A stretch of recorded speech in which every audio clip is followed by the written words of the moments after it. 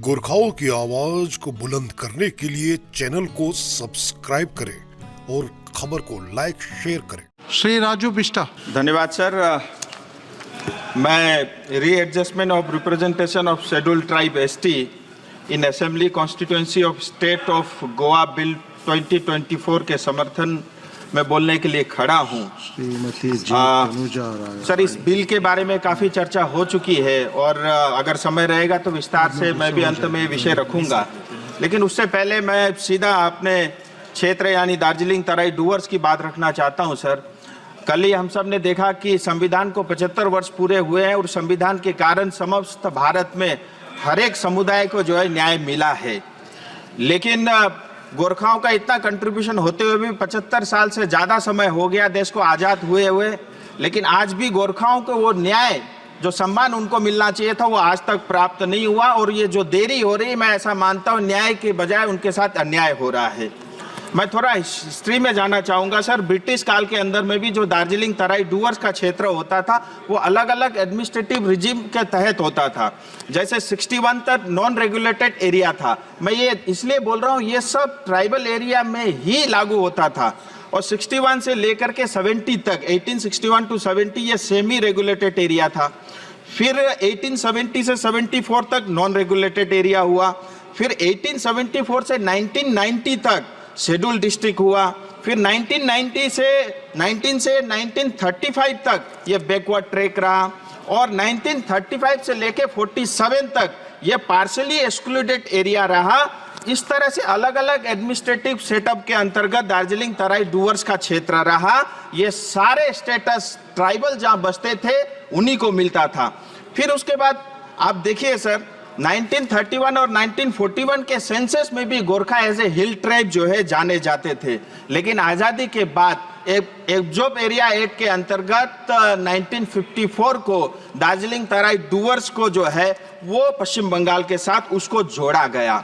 और उसके बाद धीरे धीरे जैसे अलग अलग 18 सब ट्राइब होते थे, उसमें से जो है 7 अलग अलग सब ट्राइब जिसमें शेरपा, भूटिया, लेपचा, धुपका, योल्मो, तामांग और लिंबू को एसटी का दर्जा प्राप्त हुआ। लेकिन आज भी 11 उपजातियां गुरुंग, भुजेल, मगर, नेवार, जोगी, खस, राई, सुनवार, थामी, याखा, धीमाल अभी भी छूटे हुए हैं। और फिर मैं एक बात आपको कहना चाहूँगा सर, यहाँ हमारे यहाँ डेमोग्राफी बहुत तेजी से चेंज हो रहा है।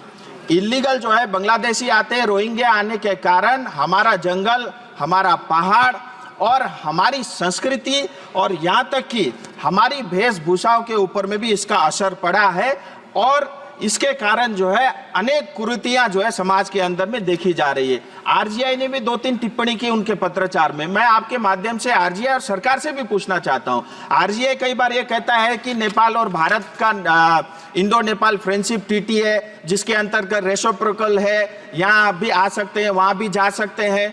मेरा आरजीआई से सीधा सवाल है, 2 देशों की ये आपस में संबंध है, फ्रेंडशिप है, लेकिन उसका खामियाजा हमारी जनता क्यों भुगते, ये सरकार को देखना चाहिए। दूसरा, कई बार उनकी ये भी टिप्पणी रहती है कि अगर आपको एसटी का दर्जा दे देंगे गोरखाओं को तो इन्फ्लक्स हो जाएगा। मैं पूछना चाहता हूं सरकार से भी, आरजीआई से भी, जैसे आपने 2001 में लिंबू तामांग को जो है एसटी का दर्जा दिया अटल जी के समय में, 2001 से लेकर के 2024 तक आप जरा आंकड़ा बता दीजिए कि कितना इन्फ्लक्स नेपाल से भारत की ओर हुआ है।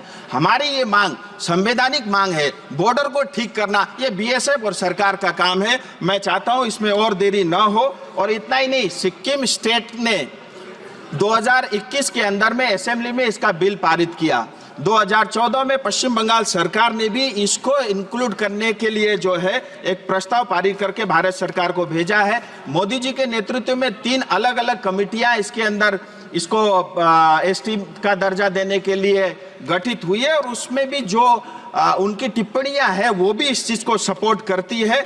मैं चाहता हूं इसके अंदर में और अधिक देरी नहीं हो और जो अधिकार गोरखाओं का है, जो हर साल हर दिन देश के लिए मरता है, जिसके कारण हमारा बॉर्डर सेफ है, जिसके कारण नॉर्थ ईस्ट का बहुत बड़ा इलाका सेफ है, मैं चाहता हूं उनके साथ अन्याय नहीं हो, उनका कंट्रीब्यूशन को देखते हुए।